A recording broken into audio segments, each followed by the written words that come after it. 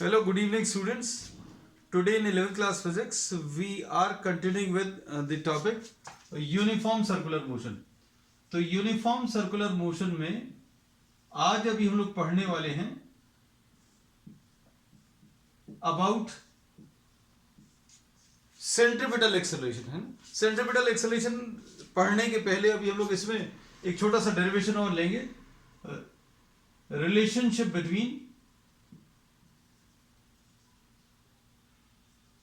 between linear and angular velocities. Relationship between linear and angular velocity. तो बच्चों linear velocity क्या है ये अभी हम लोगों ने पढ़ा हुआ है। लीनियर वेलोसिटी क्या है? It is the rate at which the distance is covered. This is rate at which distance is covered.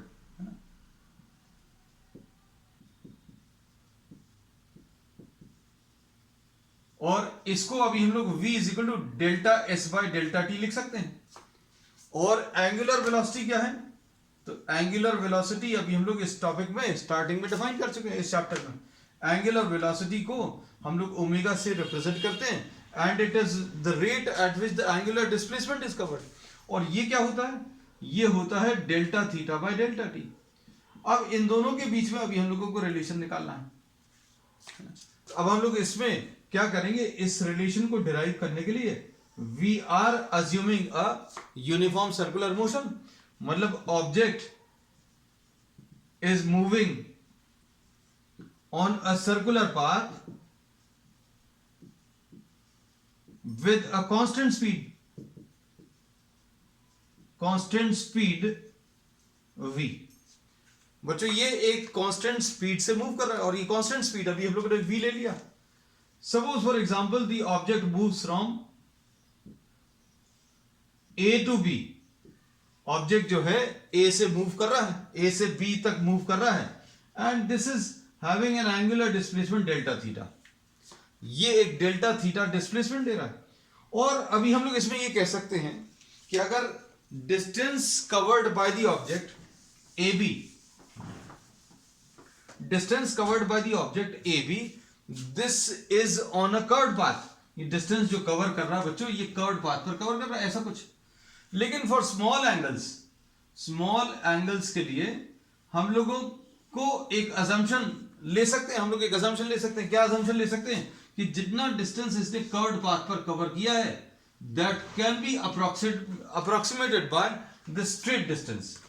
अभी हम लोगों ने ये बोला कि अगर कोई ऑब्जेक्ट कर्व्ड पाथ पर मूव कर रहा है और इसने ये डेल्टा थीटा एंगल कवर किया, तो इसका ये कर्व्ड पाथ का जो डिस्टेंस है और स्ट्रेट लाइन वाला जो डिस्प्लेसमेंट है वो दोनों के मैग्नीट्यूड्स नियरली बराबर होंगे.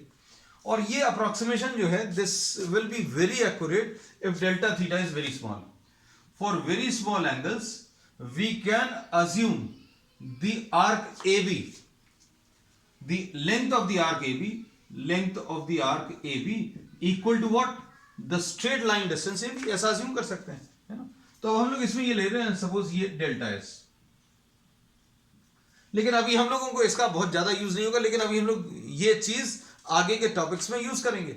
सो we are taking a very small angular displacement delta theta, है ना.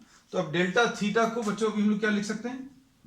Delta theta in terms of radians measure कर सकते हैं. डेल्टा थीटा को रेडियन के टर्म्स में अगर मेजर करना तो कैसे मेजर करते हैं? Length of the arc divided by radius of the circle. तो लेंथ ऑफ द आर्क कितना है बच्चों? Length of the arc divided by what? Radius of the circle. तो डेल्टा थीटा बच्चों कितना आ जाएगा? Length of the arc delta S है डिवाइडेड बाय रेडियस, तो ये रेडियस आर है. अब एंगुलर वेलोसिटी निकालनी, तो एंगुलर वेलोसिटी कैसे निकालेंगे?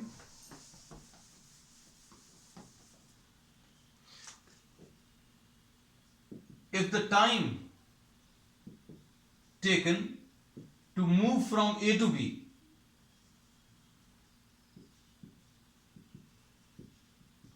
अगर A से B तक जाने में अगर टाइम डेल्टा टी लग रहा है then omega will be equal to delta theta by delta t. Omega क्या आ जाएगा, delta theta upon delta t. अब डेल्टा थीटा भी हम लोग मालूम है, डेल्टा थीटा कितना बच्चों, delta S upon r. Delta theta की वैल्यू रख ली और ये डेल्टा टी है। अब delta S upon delta T क्या आ जाएगा बच्चों, distance covered divided by time taken. तो delta S upon delta T को अगर आप ध्यान से देखें तो delta S upon delta T is the distance per unit time, and distance per unit time बच्चों क्या है, v। और distance per unit time v लिख दिया और नीचे r लिखा हुआ है। So here we have the relation v is equal to omega into r। v की वैल्यू ओमेगा इनटू r। तो ये रिलेशनशिप है किसमें, between linear and angular velocity, है ना। अब इसको कई बार अभी हम लोग डायरेक्टली भी लिख सकते हैं without the help of any diagram. Diagram अगर नहीं ड्रॉ करना है या बहुत सारे कैलकुलेशंस अगर नहीं दिखाने, जैसे सपोज फॉर एग्जांपल, तो अभी हम लोग ये कहते हैं delta theta is equal to delta s by r. ये तो रिलेशन मालूम है, रेडियन का मेजर। अब क्या करना है, अब आप इसको डेल्टा टी से डायरेक्टली डिवाइड कर दो, ये थीटा को डिफरेंशिएट कर दो। थीटा को डिफरेंशिएट करने के लिए we will be writing this as theta is equal to s upon r. Theta is equal to s upon r लिखा हुआ है। Now if we write d theta by d t will be equal to 1 upon r d s by d t, ऐसा भी लिख सकते हैं, है ना। और d theta by d t को अभी हम लोग क्या लिख सकते हैं, ओमेगा, है ना। और 1 अपॉन आर और D S upon D T ये वी होता है। तो रिलेशन वही मिलेगा, ठीक है। लेकिन अभी हम लोगों ने इसको करने का ये दूसरा तरीका बताया है, इसको अलग कर दिया, है ना। तो अब हम लोगों को करना कैसे है, v is equal to r omega prove करने के लिए a से b तक ऑब्जेक्ट मूव कर रहा है, डेल्टा एस डिस्टेंस कवर कर रहा है, टाइम टेकन डेल्टा टी है, एंगुलर डिस्प्लेसमेंट डेल्टा थीटा है। a से b तक डेल्टा एस डिस्टेंस है, एंगल डेल्टा थीटा है, टाइम डेल्टा टी है, ठीक। अब ओमेगा को delta theta by delta T लिखा, ये तो डेफिनेशन है ओमेगा की। फिर डेल्टा थीटा को क्या लिखा, डेल्टा एस अपॉन आर, तो डेल्टा एस अपॉन आर लिख लिया। नीचे डेल्टा टी है तो डेल्टा टी से डिवाइड कर दिया। अब delta S upon delta T को v लिख दिया। So this is the final relation. क्या, v is equal to what, r into omega. और वेक्टर टर्म्स में बच्चों इसको अभी हम लोग ऐसा कुछ लिख सकते हैं, ओमेगा क्रॉस r। चलिए अब नेक्स्ट बच्चों अभी हम लोग ले रहे हैं, बहुत बहुत इंपॉर्टेंट टॉपिक है सेंट्रीपिटल एक्सेलरेशन। अब इसको अब अच्छे से समझना।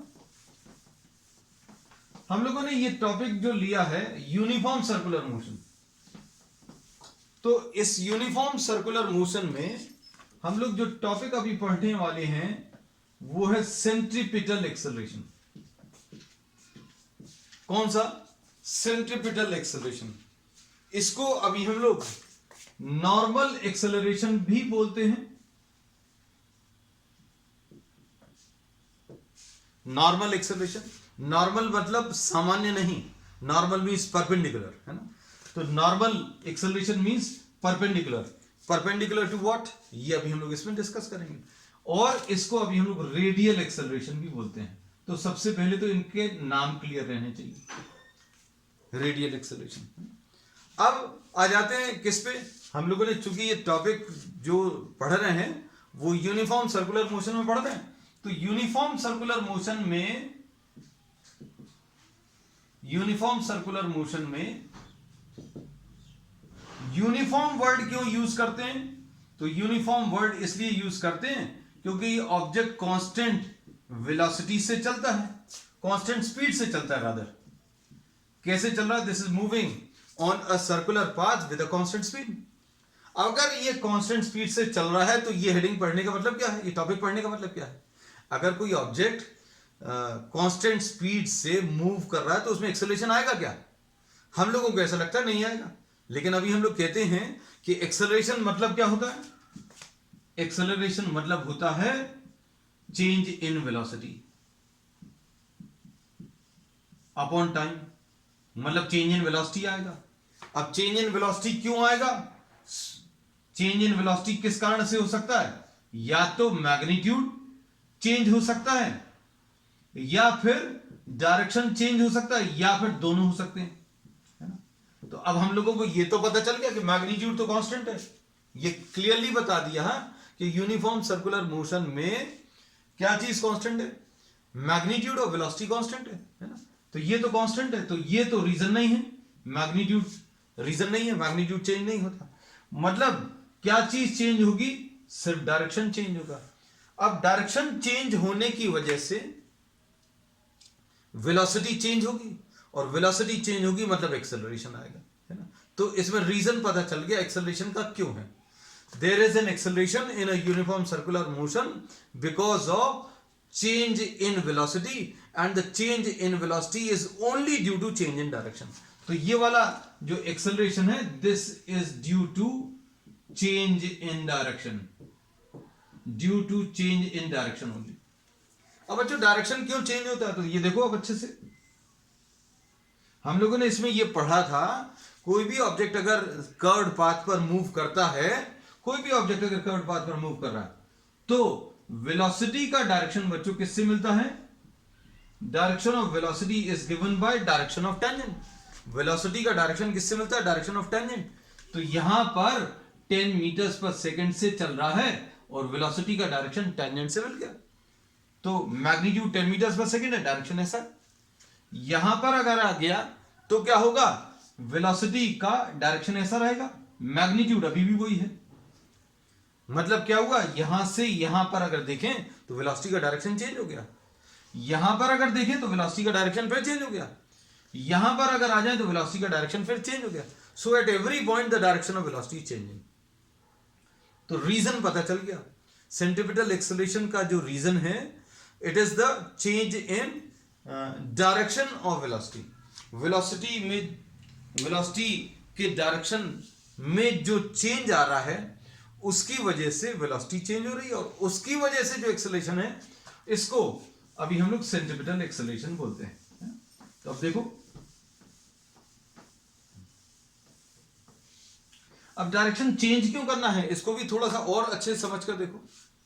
अगर अभी हमें किसी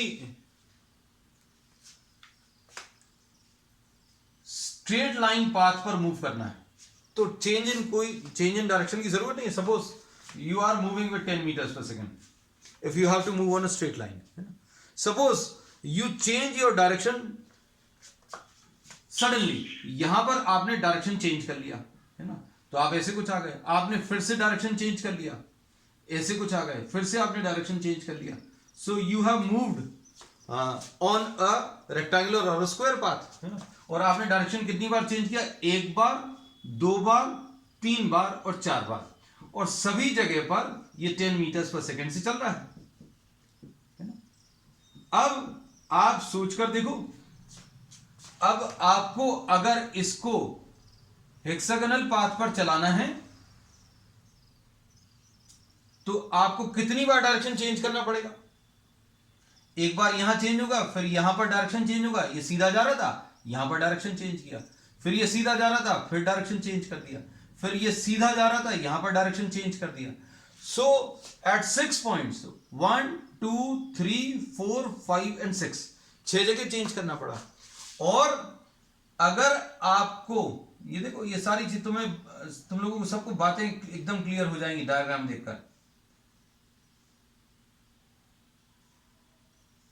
देखो, इसमें अगर इस ऑक्टागोनल पाथ पर चलाना है तो इसका डायरेक्शन आपको यहां पर, यहां पर, यहां पर, यहां पर एट दीज पॉइंट चेंज करना पड़ेगा 8 times. If you have to move this on a circular path then you have to change the direction at every point. हर पॉइंट पर, हर इंस्टेंट पर डायरेक्शन चेंज करना पड़ेगा, और इस चेंज के लिए रिस्पॉन्सिबल कौन रहेगा, centripetal acceleration. So we have discussed a lot about what the direction. अब आती है बात मैग्नीट्यूड की, है ना। इस डायरेक्शन वाले एस्पेक्ट को इस टॉपिक के एंड में एक बार और डिस्कस करेंगे, है ना। चलिए, suppose you are having an object which is moving on a circular path with a constant speed. कोई एक ऑब्जेक्ट है जो एक सर्कुलर पाथ पर चल रहा है और कैसी स्पीड पर चल रहा है, कांस्टेंट स्पीड से चल रहा है। इसमें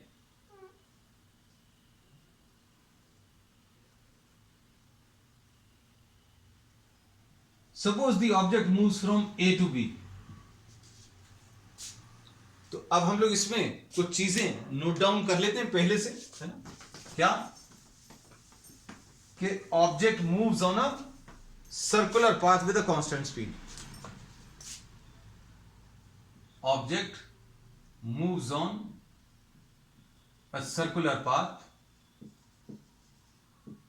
with कांस्टेंट स्पीड v। क्यों? क्योंकि ये यूनिफॉर्म सर्कुलर मोशन है। अब यहां पर बच्चों वेलोसिटी का डायरेक्शन कैसे मिलेगा? वेलोसिटी का direction will be given by direction of what? The tangent. यहां पर वेलोसिटी का डायरेक्शन किससे मिलेगा? Direction of tangent. ये वी ए मार्क कर लिया, ये वी बी मार्क कर लिया, और ये रेडियस मार्क कर ली बच्चों, ये रेडियस है, ये रेडियस है। इन दोनों के बीच में एंगल डेल्टा थीटा है। ठीक, अब अच्छे से समझना। वी ए का मैग्नीट्यूड और वी बी का मैग्नीट्यूड तो बराबर है। क्यों? क्योंकि ये ऑब्जेक्ट जो है सर्कुलर पाथ पर कांस्टेंट स्पीड से चल रहा है, तो वी ए का मैग्नीट्यूड और वी बी का मैग्नीट्यूड बराबर है, v and this is equal to v. और ए बी जो डिस्टेंस है बच्चों, ए बी डिस्टेंस, इसको स्ट्रेट लाइन डिस्टेंस से, स्ट्रेट लाइन ए बी जो कर्व पाथ का डिस्टेंस है और ये स्ट्रेट लाइन वाला जो डिस्टेंस है, ये दोनों नियरली इक्वल है, ऐसा मान सकते हैं। Suppose this is equal to delta s. ये अभी हमने पिछले टॉपिक में भी एक इंट्रोडक्शन दे दिया था, अभी फिर से बता दिया। अब इसकी जरूरत क्या है, ये भी अभी हम आगे डिस्कस करेंगे। अब इसमें अगर आपको कहीं पर भी एक्सेलरेशन निकालना है तो चेंज इन वेलोसिटी निकालना पड़ेगा।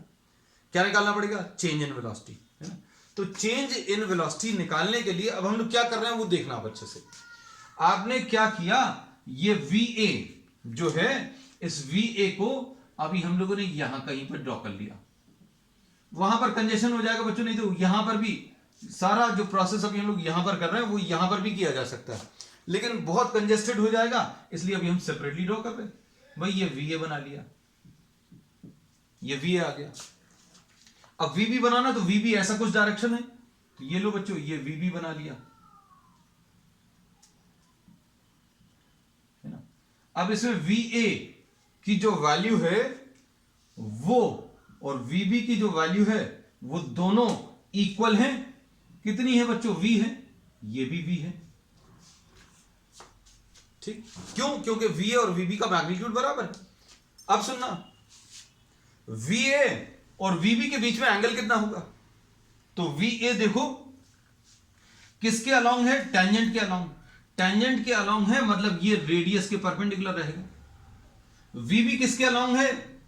टेंजेंट के अलोंग है, बी पॉइंट पर टेंजेंट, मतलब वो इधर वाले रेडियस के परपेंडिकुलर होगा। अब ये दोनों रेडियस तो आपने, ये रेडियस और ये रेडियस, इसके बीच में एंगल थीटा है, डेल्टा थीटा। भाई दो लाइंस अगर आपको दी हुई हैं, दो लाइंस, और उनके बीच में एंगल डेल्टा थीटा है, तो इनके परपेंडिकुलर जो लाइंस अभी आप बनाओगे, इनके बीच में भी सेम एंगल आएगा। हम फिर से रिपीट करते हैं। हमने बोला कि आपको ये दो लाइंस दी हैं, इनके बीच में एंगल सपोज 60 डिग्रीज है, तो भाई इसके परपेंडिकुलर लाइन और इसके परपेंडिकुलर, इन दोनों के बीच में 60 डिग्रीज है, तो इनके परपेंडिकुलर जो लाइंस आएंगी बच्चों, उनके बीच में भी एंगल हम इधर कहीं पर बना लेते हैं। इसके परपेंडिकुलर ये वाली लाइन और इसके परपेंडिकुलर ये वाली लाइन, तो ये भी एंगल 60 डिग्री से होगा। सिंपल ज्योमेट्री है, दिखा सकते हैं बच्चों। ये 90 है, ये 60 है, तो ये 30 आएगा। ये 30 है और ये 90 डिग्रीज पर बनी हुई है, 30 है, तो ये अपने आप 60 आएगा। So if two lines are having an angle of delta theta between them, तो उनके परपेंडिकुलर लाइंस के बीच में भी डेल्टा थीटा आएगा। तो आर और आर के बीच में डेल्टा थीटा है, तो आर के परपेंडिकुलर वी ए और इस आर के परपेंडिकुलर वी बी, इनके बीच में भी एंगल डेल्टा थीटा आएगा। ठीक, बातों को समझना अच्छे से। अब ये अभी हम लोगों ने वी ए और वी बी बना लिए थे। अब इसमें अब बच्चों अभी हम लोग इसको P लिख ले रहे हैं, इसको Q लिख ले रहे हैं, इसको R लिख ले रहे हैं, है ना। ट्राइंगल लॉ अप्लाई करना है, इसलिए नाम देना जरूरी है। अब ट्राइंगल लॉ क्यों लगाना है? क्योंकि अभी हमें डेल्टा वी निकालना है। डेल्टा वी क्यों निकालना है? क्योंकि टॉपिक क्या है? सेंट्रीपिटल एक्सेलरेशन, मतलब एक्सेलरेशन निकालना है। एक्सेलरेशन अगर निकालना है तो आपको चेंज इन वेलोसिटी बताना पड़ेगा। अब चेंज इन वेलोसिटी मतलब डेल्टा वी, है ना। अब देखो इसमें P Q plus Q R, है ना, P Q plus Q R, triangle law से अभी हम लोग क्या बता सकते हैं?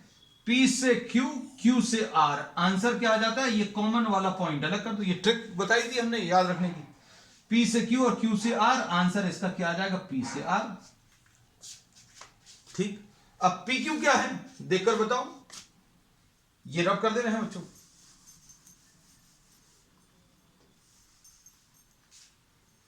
P से Q, P से Q बच्चों VA है, Q से R ऐसा ही लिखा रहने दिया, और P से R, P से R VB है। तो Q से R, Q से R अगर आपको निकालना है, QR, ये VB माइनस VA आ जाएगा, VB माइनस VA। और VB माइनस VA क्या हो गया बच्चों? ये VB माइनस VA, तो ये क्या हो गया? चेंज इन वेलोसिटी हो गई। तो ये बच्चों चेंज इन वेलोसिटी आ गई। तो QR क्या आ गया? ये पता चल गया अभी हम लोगों को। क्या पता चला बच्चों? QR जो है इसको अभी आप मिला दो, ये डेल्टा V आ गया। ठीक, अब इसमें अच्छे से समझना सारी चीजों को। Triangle OAB is similar to triangle PQR। भैया ये कैसे हो गया? तो इसमें ये दोनों ही आइसोसेलेस ट्राइंगल है। OAB बच्चों, OAB आइसोसेलेस है। आइसोसेलेस क्यों है? क्योंकि इसमें OA जो है वो R है, OB भी R है ना। तो अब हम लोग इसको अगर ऐसा बना लें, ये देखो अच्छे से, OAB, इसमें ये डेल्टा थीटा है, ये दोनों इक्वल है। ठीक, और PQR भी आइसोसेलेस है, ये भी आइसोसेलेस है। इसमें ये दोनों इक्वल हैं। ये दोनों इक्वल क्यों है? देखो ये वाली वैल्यू V है और ये वाली वैल्यू भी है। वैल्यू की बात कर रहे हैं, वेक्टर्स अलग अलग हैं। अब इसमें ये दोनों इक्वल हैं और इन दोनों के बीच में भी एंगल डेल्टा थीटा है। अब अगर ये आइसोसेलेस है तो ये और ये एंगल इक्वल होंगे, है ना। और अगर ये आइसोसेलेस है तो ये दोनों एंगल्स इक्वल होंगे। अब इनमें इनकी वैल्यूज कितनी होगी? तो समझ लो ये 100 है। Just try to imagine that this is 100। सिर्फ समझाने के लिए ये चीज करें। अगर ये 100 है तो ये दोनों 40 और 40 होंगे। अगर ये 100 है तो ये 40 और 40, क्यों? टोटल 180 होता है।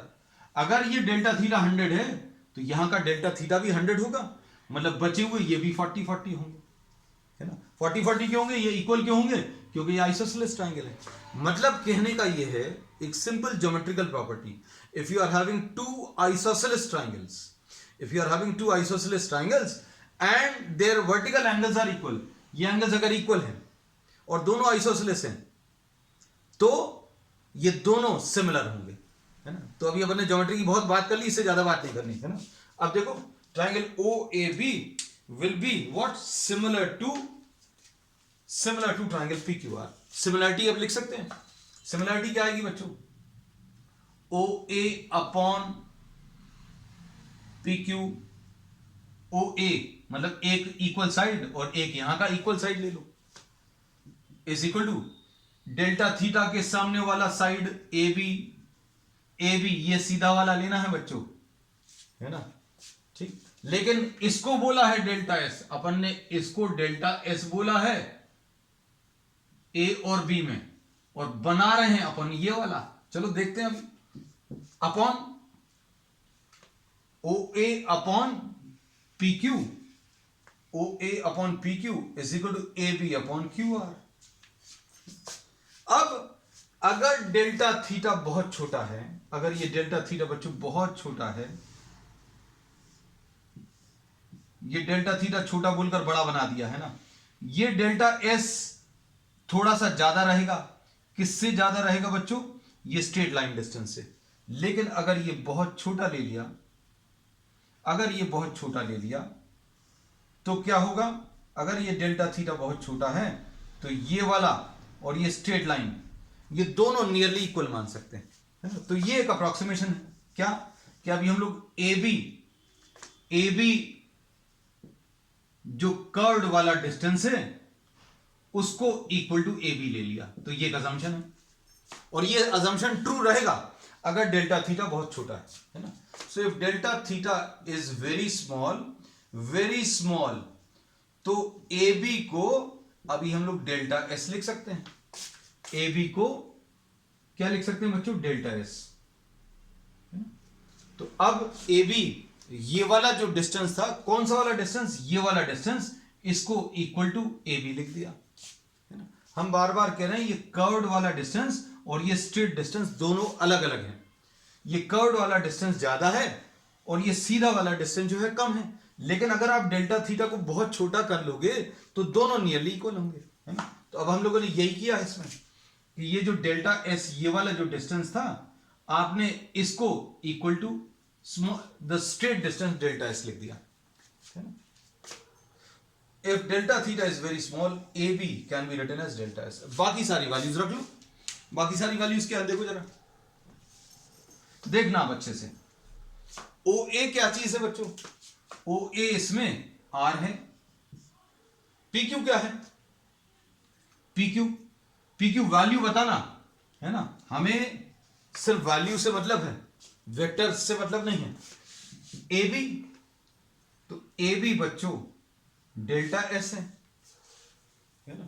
और क्यू आर बच्चों क्या है? डेल्टा वी है।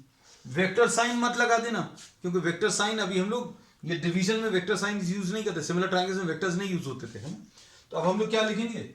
इससे डेल्टा वी की वैल्यू मिल जाएगी बच्चों। डेल्टा वी क्या मिल जाएगा?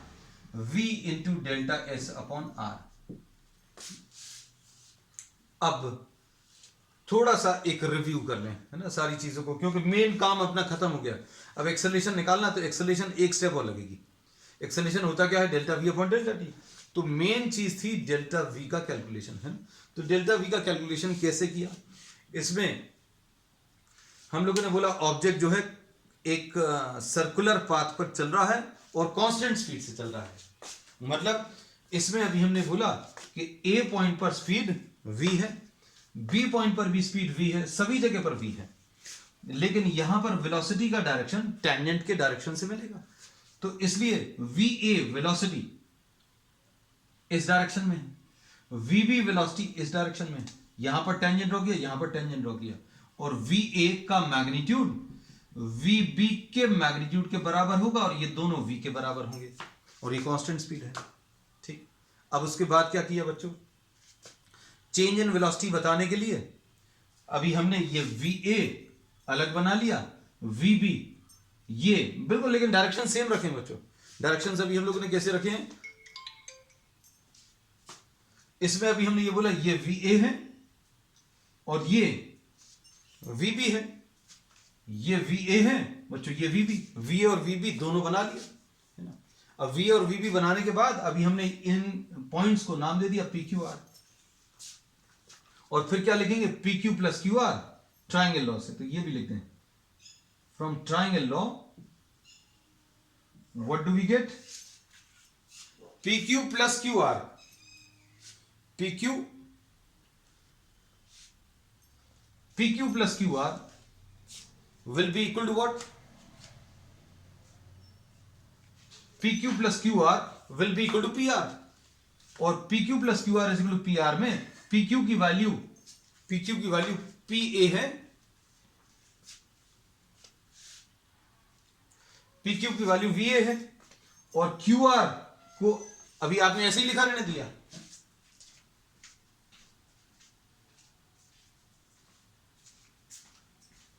QR को अभी हम लोगों ने ऐसे ही लिखा रहने दिया। PR को VB लिख दिया, PR ये वेक्टर VB है, तो इससे QR पता चल गया VB माइनस VA। तो ये अब मेन चीज पता चली कि ये डेल्टा V निकालने का ये तरीका है। ठीक है, अब सुनना, अब एक चीज हमारी तरफ से आगे भी आगे के टॉपिक्स के लिए भी याद रखना कि अगर आपको वेलोसिटीज में चेंज बताना है तो आप इनिशियल वेलोसिटी बनाओ, फाइनल वेलोसिटी बनाओ, एक ही जगह से बनाओ, दोनों के कॉमन पॉइंट सेम रहने चाहिए, और इनके जो टर्मिनल पॉइंट हैं उनको ज्वाइन कर दो और डायरेक्शन दे दो, कहां से, इनिशियल वाले से फाइनल वाले की तरफ। ये हमेशा डेल्टा भी बताता है। तो जस्ट एज अ ट्रिक अभी आप इसको याद रख लेना कि कहीं पर भी चेंज इन वेलोसिटी निकालनी तो ऐसे ही निकालेंगे। कैसे? इनिशियल और फाइनल को एक साथ ड्रॉ किया और दोनों को ज्वाइन कर दिया।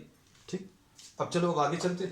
ये क्यू आर निकाल लिया, अब उसके बाद ये एक सिमिलर ट्राइंगल ये ले लिया और दूसरा सिमिलर, दो ट्राइंगल्स ले लिए, ओ ए बी और पी क्यू आर, दोनों सिमिलर हैं। दोनों सिमिलर क्यों हैं? क्योंकि दोनों आइसोसेलेस हैं, और दोनों दो आइसोसेलेस ट्राइंगल्स में अगर वर्टिकल एंगल सेम है तो तीनों एंगल्स पहले ट्राइंगल के, तीनों एंगल्स दूसरे ट्राइंगल के बराबर होंगे, तो इक्वी एंगुलर होंगे, मतलब सिमिलर। और फिर उसके बाद triangle O A B similar to P Q R लिखा, फिर O A upon P Q will be equal to A B upon Q R, है ना। अब इसमें सारी वैल्यूज रख दी, ओ ए को आर लिख दिया, पी क्यू को वी लिख दिया, ए बी को डेल्टा एस लिख दिया, distance A B is what, the distance, है ना। और क्यू आर क्या है बच्चों? Q R delta v. अब इससे डेल्टा वी मिल गया। अब काम बहुत आसान है ना। काम क्या करना है? एक्सेलरेशन निकालना है। तो एक्सेलरेशन क्या आएगा बच्चों? Acceleration will be delta we bye delta T, और डेल्टा वी कितना है?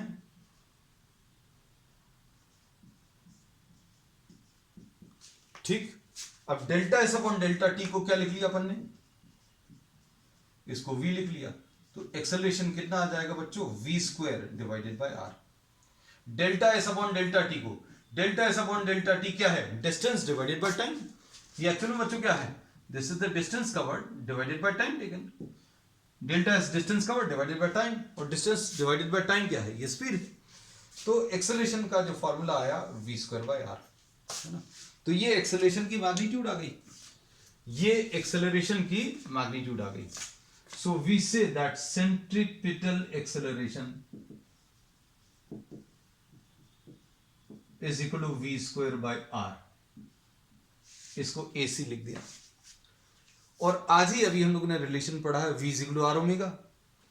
तो इसमें r ओमेगा अगर रख दिया तो r ओमेगा का होल स्क्वायर आ जाएगा और नीचे r आ जाएगा। अब क्या आएगा? इसमें एक r कैंसिल होगा तो r ओमेगा स्क्वायर आ जाएगा। तो ये सेंट्रीपिटल एक्सेलरेशन का एक और रिलेशन आ गया। एक रिलेशन ये है। फिर अब इसके बाद बात आती है, हमने बोला था डायरेक्शन की, एक बार फिर बात करेंगे, है ना, कि डायरेक्शन ऑफ सेंट्रीपिटल एक्सेलरेशन। ये सेंट्रीपिटल एक्सेलरेशन क्यों बोलते हैं? Because this acts towards the centre. ये कहां की तरफ काम करता है? सेंटर की तरफ काम करता है। कैसे पता चला? तो ये बच्चों, ये शुरू में अभी हमने इस टॉपिक के स्टार्टिंग में डिस्कस किया था, अभी हम फिर से इसको डिस्कस कर रहे हैं, लेकिन अब थोड़े से अलग तरीके से डिस्कस करेंगे। अब इसमें देखो, इसमें अभी हम लोग ये कहते हैं AC का जो मैग्नीट्यूड है ये v स्क्वायर अपॉन r है, या r ओमेगा स्क्वायर है। AC का डायरेक्शन अगर बात करें तो AC का direction is given by direction of delta v। AC का डायरेक्शन किससे मिलेगा? डेल्टा v से। अब डेल्टा थीटा अगर बहुत छोटा है, इमेजिन करना बच्चों, ये इसमें हमने ये VA बनाया था, ये VA था और ये VB था, है ना। ये VA और VB था, और बच्चों ये डेल्टा V था। अब अच्छे से समझना सारी बातों को, ये डेल्टा थीटा था। अब डेल्टा थीटा को आप छोटा कर दीजिए। हम समझाने के लिए इसको छोटा करने का काम 3 स्टेप्स में कर रहे हैं। देखो, डेल्टा थीटा को छोटा कर दिया हमने, इसको छोटा नहीं किया, डेल्टा थीटा को छोटा कर दिया। ये डेल्टा थीटा, ये डेल्टा थीटा को छोटा कर दिया, मतलब ये जो डेल्टा थीटा था इसको कम करना है। धीरे धीरे कम करते जाओ। जैसे जैसे अभी आप कम करते जाओगे तो ये जो है, ये देखो, इसमें अभी हमने ये बोला, ये देखो, ये है डायग्राम। इसमें ये VA, ये वाला जो है बच्चों ये VB है और ये VA है। अब VA और VB और ये पेन जो है डेल्टा V है। अगर आप इसको धीरे धीरे कम करेंगे तो देखो what will happen to VA and VB। VA and VB जो है डेल्टा V के नियरली परपेंडिकुलर हो जाएंगे। तो ये देखो बच्चों, ये डेल्टा V है, ये VB है और ये VA है, और इसमें VA और VB जो है nearly perpendicular to delta VA। Delta V will be nearly perpendicular to VB and VA। ठीक। अब इसमें अभी हम लोग ये कह सकते हैं कि if delta theta is made very small, delta theta को अगर आप बहुत छोटा करेंगे, डेल्टा थीटा को अगर आप बहुत छोटा करेंगे तो क्या होगा, ये डेल्टा V का जो डायरेक्शन है, ये delta V will become nearly perpendicular to VA and delta V will become nearly perpendicular to VB। अब डेल्टा V का डायरेक्शन क्या देगा बच्चों, direction of acceleration is given by direction of delta V, and direction of delta V, if delta theta is very small, then delta V is perpendicular to VA and delta V becomes perpendicular to VB। Delta V जो है VA और VB के perpendicular हो जाएगा। अब VA और VB के perpendicular बच्चों, VA के परपेंडिकुलर ये वाला डायरेक्शन है, VB के परपेंडिकुलर बच्चों ये वाला डायरेक्शन है। तो हम लोग क्या बोल सकते हैं कि ये एक्सेलरेशन बच्चों, this acceleration is perpendicular to velocity। acceleration is perpendicular to velocity। acceleration का जो डायरेक्शन है वो डायरेक्शन ऑफ डेल्टा V से मिलेगा और ये डेल्टा V का डायरेक्शन परपेंडिकुलर टू वेलोसिटी होगा। तो अब देखो फाइनली चीजों को सम अप करें।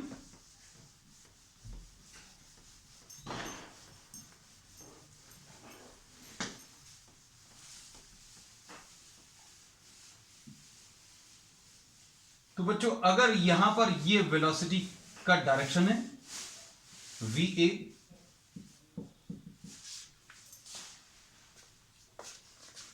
तो एक्सेलरेशन इसके परपेंडिकुलर रहेगा, और यहां पर अगर ये वेलोसिटी का डायरेक्शन है तो ये एक्सेलरेशन का डायरेक्शन रहेगा। So acceleration will always be perpendicular to velocity। acceleration will always be perpendicular to velocity। और हर पॉइंट पर वेलोसिटी का डायरेक्शन चेंज हो रहा है, इसलिए acceleration always is radially inwards. कैसा काम कर रहा है, radially inwards. therefore this acceleration is a non-uniform acceleration। non-uniform क्यों है बच्चों,